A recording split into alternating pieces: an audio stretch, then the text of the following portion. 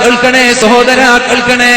അല്ലാഹുവിന്റെ ഹബീബ് പറയാണ്, ഈ മദീന പള്ളിയിൽ ഒരു മാസക്കാലം ഇഅ്തികാഫിരിക്കുന്നതിനേക്കാളും എനിക്ക് ആഗ്രഹം എന്തെങ്കിലും ഒരു പ്രയാസം അനുഭവിക്കുന്നവന്റെ കൂടെ നടന്നിട്ട് അവന്റെ ആവശ്യങ്ങൾ വീട്ടി കൊടുക്കലാണെന്ന് മുഹമ്മദുർ റസൂലുള്ളാഹ്.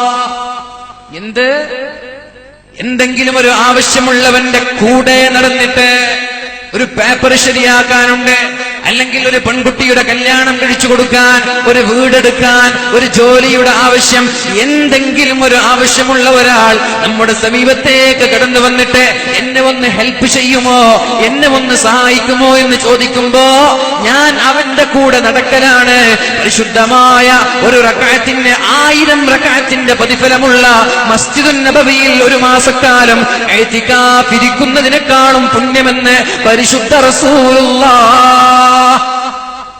പള്ളിയിൽ വെച്ചിട്ട് ഇഅ്തികാഫ് ഇരിക്കലല്ല, പാവപ്പെട്ടവനെ സഹായിക്കലാണ്, പൊതുപ്രവർത്തനം ചെയ്യലാണ്, സാമൂഹിക സേവനം ചെയ്യലാണ് അല്ലാഹുവിന് ഇഷ്ടമെന്നാണ് ഹബീബി ഹദീസിലൂടെ പഠിപ്പിക്കുന്നത്.